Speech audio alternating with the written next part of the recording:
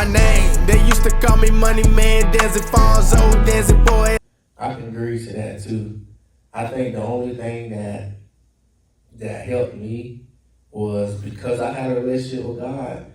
The only thing that I could do was verbally say the things opposite of what was in my head. So I was telling myself, like, I am a good man. I will be a good husband. I will find a wife. I will, cause in my head I felt like, man, you never succeed at relationships. Like you all, like this is your life, bro. Like this is going to be every woman you get with is going to always end up to be nothing. Cause this is just, this is how I felt about myself, and it almost was like a stamp, like it's this engraving on me that it don't matter what, it don't matter how better my communication is. It doesn't matter how more emotionally intelligent I become. It didn't matter how many relational books I read, or it didn't matter. It seemed like it always come back to crap like this. Right. Right. And I think after that breakup, it really changed me. And my mom, like I said, my mom saw a difference in me. Like I had a mentality of I'm gonna get you before you get me. And if you hurt me while like I'm with you, I'm gonna get you back 10 times harder. Yeah. And I didn't care if it was messing with your homeboy. I didn't care if it was, talking. Even when we were out like at a party, I didn't care if you were there. I would be in another man's face while you there, like trying to, get back at you. Yeah, revenge. Anyway. And I'm not gonna say that I didn't have a relationship with God at the time, but it wasn't as strong as it is now. For sure. So, like, yeah, I could turn to God at that point in my life, but it wasn't how like I can turn to Him now. Like I had to grow into the person I am right now to be able to turn to God with any situation. But back then it was like it's either you drink it out, or you. Yeah, for sure. That's really good. And it's so crazy. After having a conversation with the person that I was involved in a situation with, they said the exact same thing.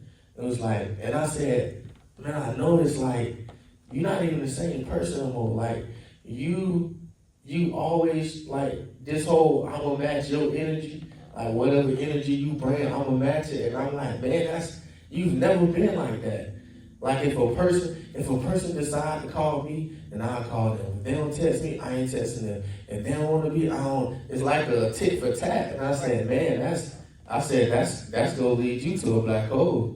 Cause and that's crazy because I had that mentality too. Because it's like if that person really want to talk to you, they'll make time for you. They'll make time to talk to you. They'll reach out too. It's just not you that's having to reach out. They can reach out as well if they really want to pursue you. Yeah. So I had that mentality too. Yeah, for sure. And what I told him, I said, you actually not being genuine to yourself.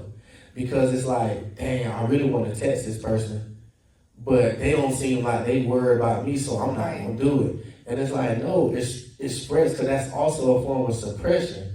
Because if I want to reach out and communicate with you, I should freely do that regardless of whatever energy you. Now, if I feel like, okay, this person really, they don't have time for me, then cool, I switch it up.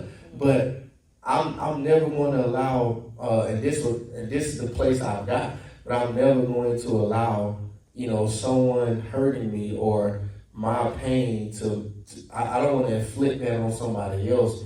That one that probably don't deserve it, or either two, I don't want to conform my heart, my love, my compassion to a cold standard because of what I've experienced. Yep. And that's what happened to me after my breakup, and after, we hadn't got to what the dude I was connected to, that I got connected to. Yeah.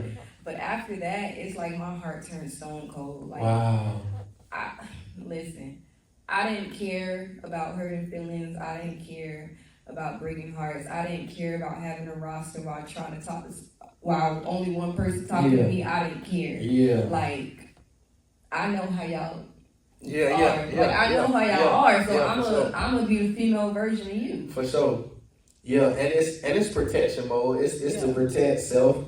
It's so funny how we become more like what we don't want, and we feel like that's the best way to protect.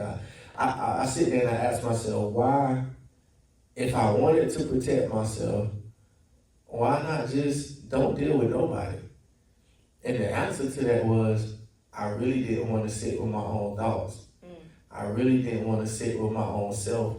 I really didn't want to come home, be in my apartment with just me. Right. You didn't want to be alone. No, because I would have to face me. Right. So let me get involved with a distraction that feels good. So I can drown out all of the internal stuff that's screaming out. Right. Fonzo, pay attention to me. Fonzo, sit down and look and examine and Fonzo. You know, I didn't want to deal with that. So it's always easier to just find somebody else to drown in. Or not really somebody else, but like for me, if it wasn't somebody else, it was always a drink. Like I would suppress my feelings through drinking. That's why I became so hooked on to drinking, and that's why I would drink my liquor straight to get me drunk faster.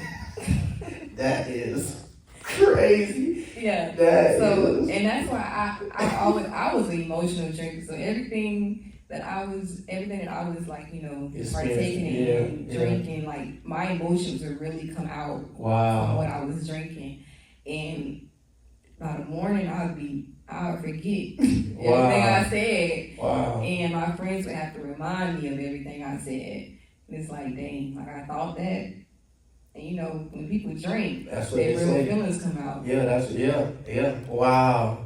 So all of this going on. So after the breakup, this stuff going on. So you partying, you drinking, you still going to school, and now you got this new situationship kind of growing. So I'm gonna go back because this was my freshman year. So okay. So the first Kappa, because it's two of them, and they both caused me heartbreaks. Oh man. So the first one, yes, I engaged in sexual intercourse with him, and 2 weeks later I had to reap the consequences. Like I knew, like I said earlier, I knew I wasn't supposed to be engaging with him. I knew like the stuff that I was hearing from the outside from other people that surround themselves by him. I knew like people were coming and telling me, please don't be engaged with him. Please don't talk to him because we know what he do.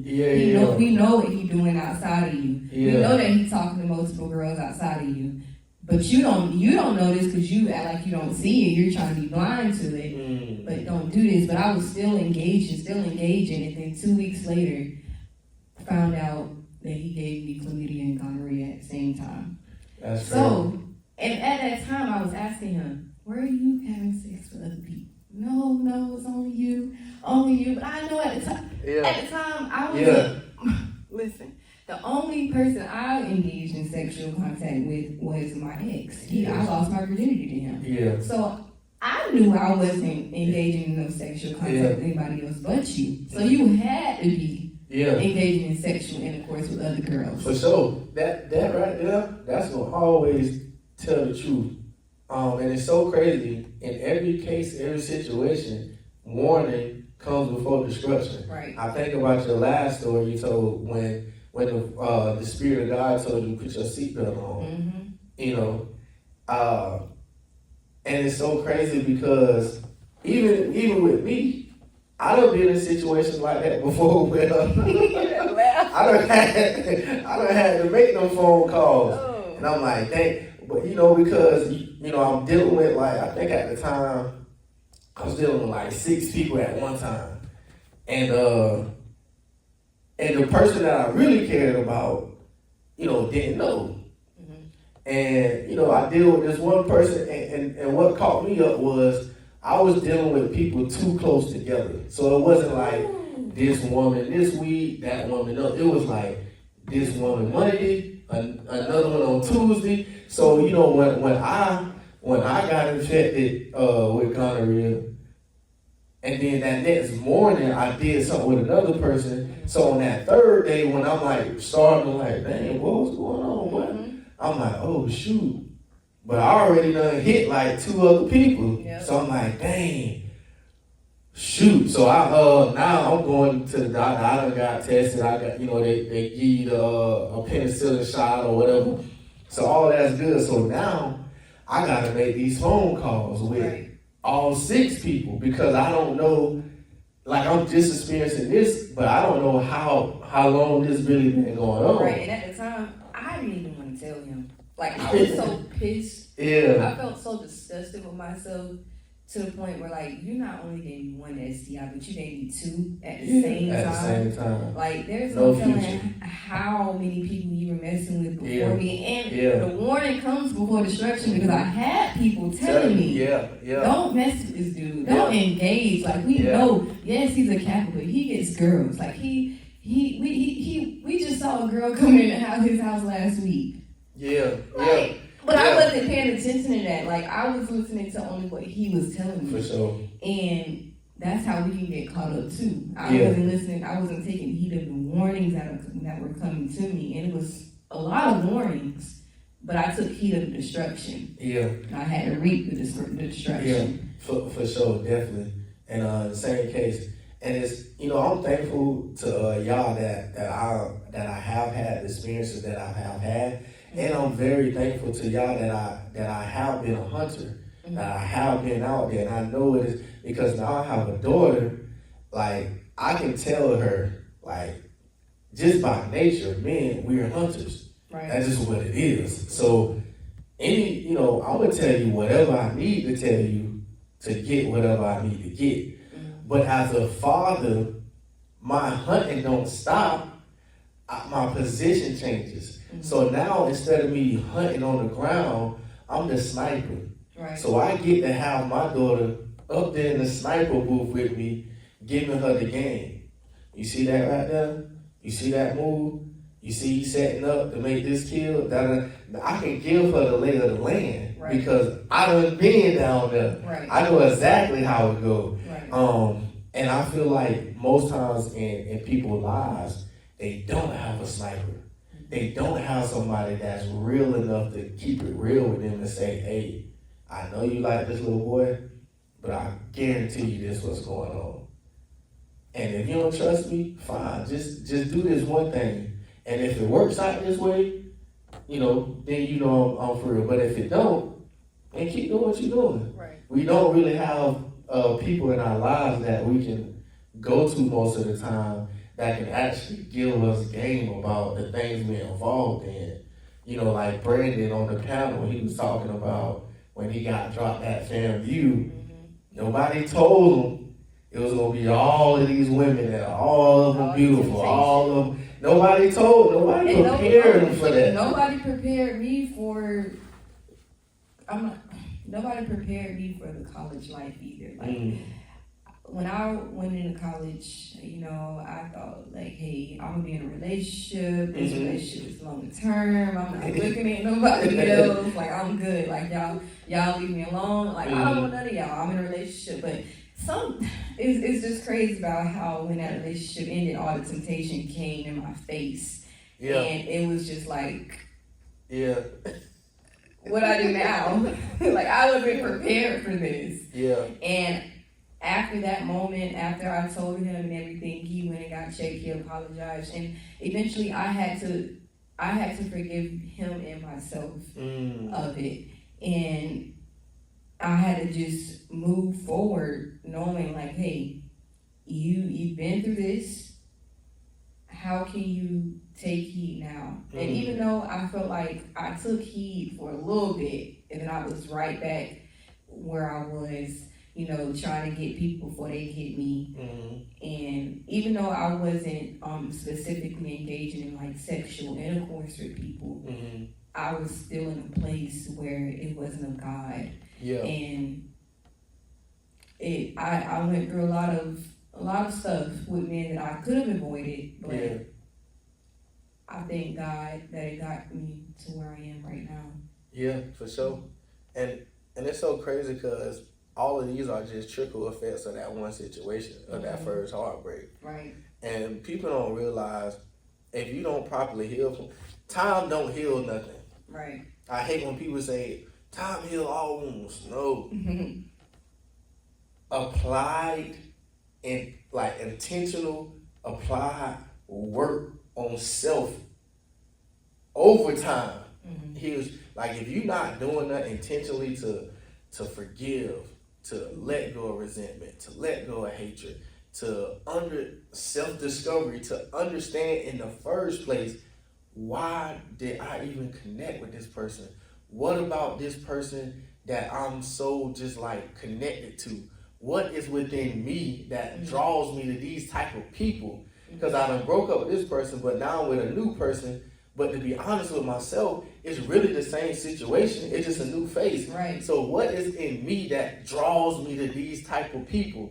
Like that's when you start doing work, intentional work like that over time, that's how you heal. But just sitting there, waiting and letting years go by, you'll be 42 years old, still screwed up from the first heartbreak when you was 21. Right, and that's the thing. Like I wasn't even allowing myself to heal. I was just moving on from one person. Okay, you break my heart, I'm going on to the next person. Yeah. If you break my heart, I'm going on to the next person. It is what it is. And that's eventually how I, established that I'm gonna get you before you get me. Yeah. That's how I got to that stage. And now that I look back on it, it wasn't for my good. It was actually hurting I was hurting myself. Yeah. In the midst of all that. Yeah, that's really good. Now I guess the people that was in your corner doing these things, did they have a similar background to where they coming out of the church environment and they, experiencing this new environment for the first time? Or was they people that was already like exposed to stuff like this? Because I feel like that's very important. Who we connected with on a friend level, while we're experiencing stuff. Because to be honest, we ain't going to people that really can help us. 9 times out of 10, we're going to our peers. Right. So they voices of opinions and they perception on things, we'll take that and listen to it before we actually listen to it. So was your friends had a similar background as you, or was they totally different? I would say, like I said earlier, my best friend at the time, her dad is a pastor. So I would say that she was similar to me in a way. She came from a background of going to church almost every Sunday, being in Bible study, like being in church almost all the time. So I can definitely say that she we were just alike, kind of. However, once she got out there, she got the attention of boys, and it was like, it's so crazy because our stories were just alike, of how she had a situationship and I had a situationship. And I feel like when I saw her get into her situationship, it's like, dang, like I want a boy that's fine too. I want somebody to pay attention to me like they pay attention to her. And that's how things started. That's how things started rolling. Yeah, if that makes sense. Yeah. Nah, that makes sense. That makes sense. That makes a lot of sense because I had my brother, and my brother is opposite of me. We live the same lives, but we opposite. Like I'm just not a relational guy at all. Like it just never been, as a kid. And I know where that comes from though. That comes from fatherlessness. It comes from me not being interested in cultivating relationships once that first relationship between my dad got severed. I just didn't really see a need to ever try to get deep with a person. Right. Because I never knew how it was going to end. So it's like, before I end up getting hurt, I'd rather not even get deep with people. That way I never have to worry about experiencing certain stuff. Right. Like that was just me I'm talking about from a little kid to where I'm at now. I believe just last year, I actually started working on breaking out of that. So basically all my life is like, I like you, I love you, but I I ain't finna get too deep with you for you to hurt me. Yeah, I don't want the relationship. Yeah, but my brother, the opposite. He's like, if we've been talking for 2 weeks, we married. You know, so he's like very relational, very loving, very kind, very, you know, just naive and just he just has that heart of love, companionship, acceptance, and you know, so a lot of my I was kind of going back and forth with him through my situation because I knew his perspective was different than mine and he can actually help me. Or we either go have a person that's like, nah, I love you enough to tell you you're wrong and leave it up to you to decide. Now that's the thing, like we were like, when we were in a restaurant at the time, we were like in the church setting. However, she never smoked, she never drank, like the only thing that she would do is like go out to parties, but she would be sober and I would be drunk on her. So it's like that's where we were different.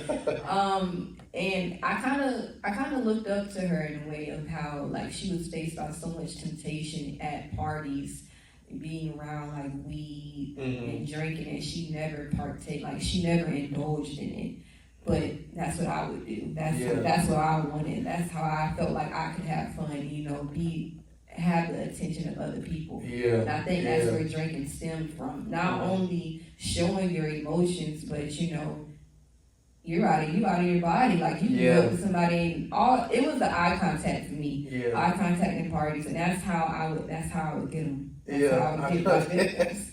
That's how I would get them. That's how I would make them. Diabolical work.